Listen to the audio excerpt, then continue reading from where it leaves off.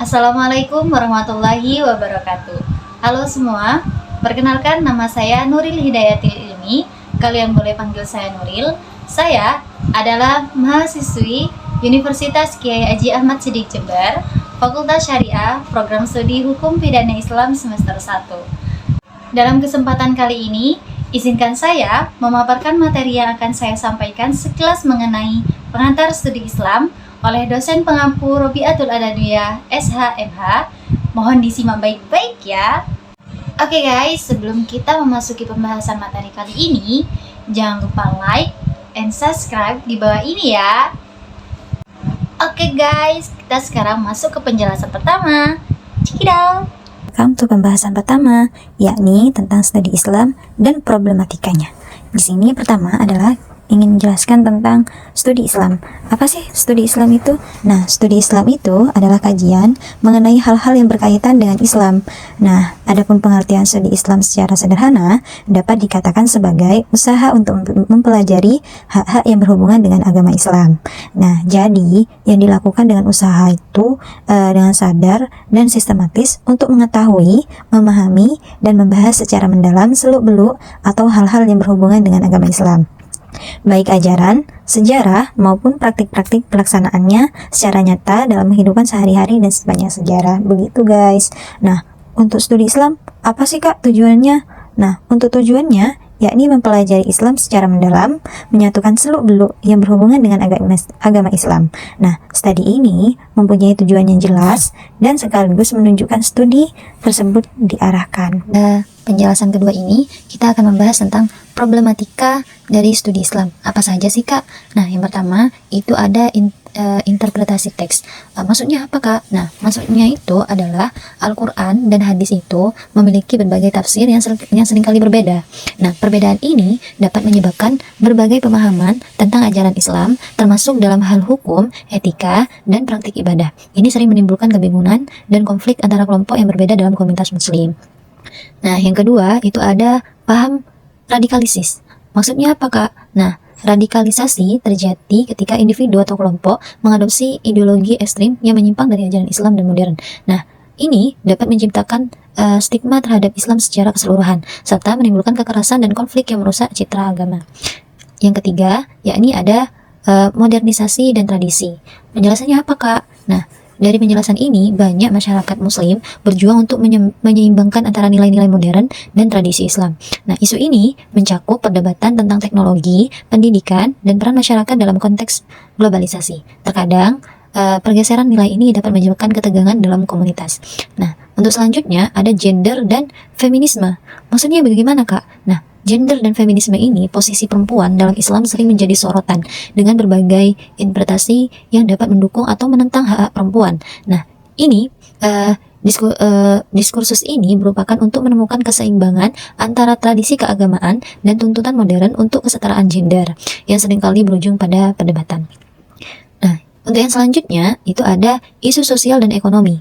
Maksudnya bagaimana kak? Nah, di sini ada ketidakadilan sosial dan ekonomi di banyak negara muslim dapat terkait dengan penerapan ajaran Islam yang tidak konsisten atau dengan pengabaian nilai-nilai keadilan di masyarakat. Nah, studi Islam ini berupaya untuk memahami dan mencari solusi bagi masalah-masalah ini, serta bagaimana Islam dapat berkontribusi pada kesejahteraan sosial. Untuk yang selanjutnya ada globalisasi. Nah, globalisasi ini pengaruh budaya dan nilai-nilai asing yang masuk ke dalam masyarakat muslim, nah sering sekali menentang tradisi atau praktik Islam. Jadi, masyarakat muslim itu harus beradaptasi tanpa menghilangkan identitas dan nilai-nilai keagamaan mereka yang seringkali menjadi tantangan besar. Nah, untuk problem selanjutnya yakni ada politik dan agama. Penjelasannya apa kak? Nah, hubungan antara politik dan agama dalam banyaknya negara muslim seringkali rumit. Nah, politisi mungkin menggunakan simbol-simbol agama untuk mendapatkan dukungan, sementara memisahkan agama dari politik bisa sulit dilakukan. Ini dapat mempengaruhi stabilitas politik dan pembentukan kebijakan publik. Nah, untuk problematika yang terakhir itu ada pluralisme. Maksudnya apa? Nah, pluralisme ini dengan keberagaman keyakinan dan praktik di antara umat muslim dan antar negara lain. Muncul tantangan dalam menciptakan dialog yang konstruktif. Nah, isu-isu toleransi dan penghormatan terhadap perbedaan menjadi sangat penting dalam konteks pluralisme ini, dan studi Islam perlu menjawab tantangan ini. Untuk kesimpulan, Yang pertama, yakni kegagalan umat Islam dalam menghadapi tantangan perkembangan dunia keilmuan kontemporer menyisakan pekerjaan rumah yang tidak mudah, yakni studi Islam dituntut untuk menawarkan berbagai solusi dalam menghadapi problematikanya saat ini. Nah, Abu Rabi dalam menghadapi problematika saat ini, beliau lantas menawarkan pembacaan multidisiplin dalam studi Islam. Nah, kedua, dalam perjalanan sejarah pemikiran Islam, Abu Rabi banyak menemukan intelektual yang hanya bekerja dan belajar dalam rangka menjunjung status QA atau pemerintah yang berkuasa.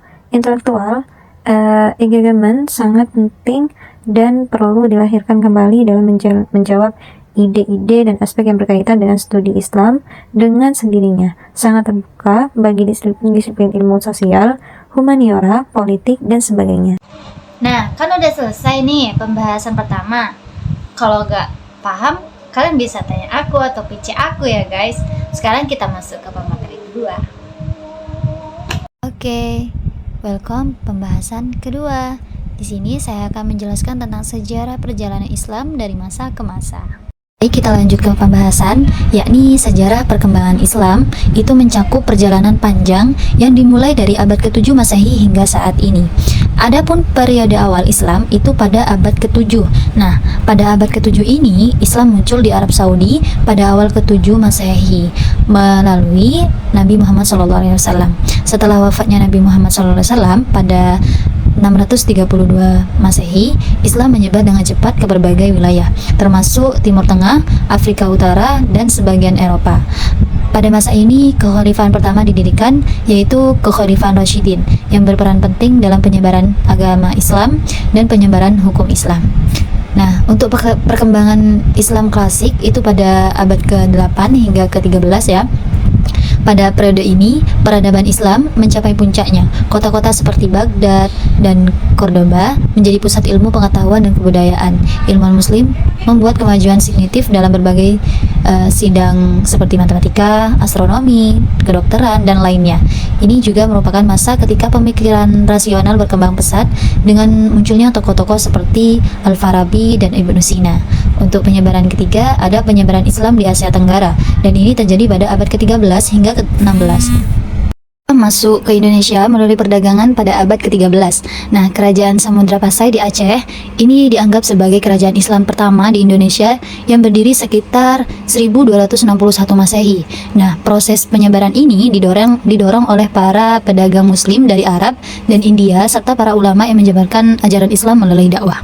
Adalah masa penjajahan. Nah, masa penjajahan ini dimulai dengan ekspansi kekuatan Barat ke wilayah-wilayah Muslim, terutama setelah inovasi Napoleon ke Mesir pada tahun 1798. Penjajahan ini menyebabkan umat Islam mengalami kemunduran dalam berbagai aspek, seperti pendidikan, ekonomi, dan politik. Nah, banyak negara Muslim yang jatuh ke tangan kolonial, yang mengakibatkan hilangnya kedaulatan dan identitas budaya. Setelah itu, yang kelima ada perkembangan modern. Nah, perkembangan modern ini ada pada 1900-an sehingga sekarang. Nah, periode modern ini dimulai sekitar 1800-an hingga saat ini ditandai dengan kebangkitan kesadaran umat Islam terhadap pentingnya kemajuan, dan umat Islam itu mulai mencari tahu penyebab kemunduran mereka dan berusaha untuk mengadopsi elemen-elemen positif dari peradaban Barat sambil tetap berpegang pada ajaran Islam. Untuk kesimpulannya, yakni sejarah perkembangan Islam menunjukkan dinamika yang kaya dan kompleks dari awal mula di Arab Saudi hingga penyebarannya di seluruh dunia, termasuk di Indonesia. Nah, Islam telah mengalami transformasi yang signifikan meskipun menghadapi berbagai tantangan sepanjang sejarahnya. Ajaran dan nilai-nilai Islam tetap relevan dan terus berkembang dalam konteks modern. Begitu. Sekarang kita lanjut ke pembahasan ketiga. Di pembahasan ketiga ini, saya akan menjelaskan apa itu akidah, syariah, dan akhlak. Nah, Islam ini memiliki objek kajian utama yang membentuk asal dasar ajarannya, yaitu ada akidah, syariah, dan akhlak. Ketiga aspek ini saling berkaitan dan membentuk kerangka pemahaman serta praktik dalam kehidupan seorang muslim. Pertama, apa itu akidah? Akidah adalah aspek keyakinan yang mencakup iman kepada Allah Subhanahu wa taala, malaikat, kitab-kitabnya, rasulnya, hari akhir, dan qadar. Nah, ini mencakup dari rukun iman. Akidah menjadi fondasi utama dalam pendidikan Islam, di mana keyakinan ini harus diinternasionalisasi dan diamalkan dalam kehidupan sehari-hari. Dalam konteks ini, akidah berfungsi sebagai ruh yang menjadi arah dan tujuan hidup seorang muslim. Untuk selanjutnya, apa itu syariah? Nah, syariah di sini adalah aspek norma atau hukum yang mengatur hubungan manusia dengan Tuhannya. Maksudnya Tuhannya, kita muslim, bahwa Tuhan kita adalah Allah Subhanahu wa taala. Yang mana di sini hablum minallah. Nah, sesama manusia, yakni hablum minan nas, dan alam semesta, yaitu hablum minal alam. Syariah ini mencakup berbagai hukum yang ditetapkan oleh Allah, termasuk hukum ibadah, muamalah atau interaksi intersosial, munakahat, yakni pernikahan, dan jinayah, yakni pidana. Nah, sumber syariah berasal dari Al-Quran, sunnah, dan ijtihad para ulama. Fungsi syariah adalah untuk memberikan pedoman dalam menjalani kehidupan yang sesuai dengan kehendak Allah.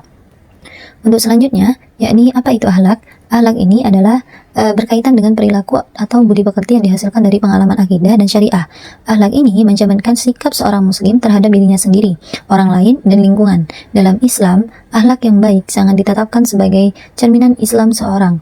Rasulullah SAW bersabda bahwa akhlak mulia adalah salah satu kunci untuk memasuki surga. Akhlak yang baik dapat memperkuat akidah dan membantu dalam menjalankan ibadah yang benar. Kesimpulannya di sini, dari ketiga aspek kajian ini, antara akidah, syariah, dan akhlak, dari ketiganya ini bekerja secara sinergis untuk membentuk kepribadian muslim yang utuh. Nah, akidah ini sebagai akar, yakni memberikan keyakinan yang kuat, sedangkan syariah sebagai batang menyediakan pedoman praktis dalam menjalani kehidupan, sementara akhlak sebagai buah yang mencerminkan hasil dari pengalaman dua aspek sebelumnya. Nah, integrasi ketiga komponen ini penting untuk mencapai keseimbangan dalam kehidupan seorang muslim, baik di dunia maupun akhirat. Dengan memahami dan mengamalkan ketiga aspek ini secara menyeluruh, seorang muslim dapat menjalani hidup sesuai dengan ajaran Islam secara kafah. Sekian presentasi dari saya. Budina membawa bonsai lalu duduk memakan stroberi. Semua telah usai, saatnya saya mundur diri. Assalamualaikum warahmatullahi wabarakatuh.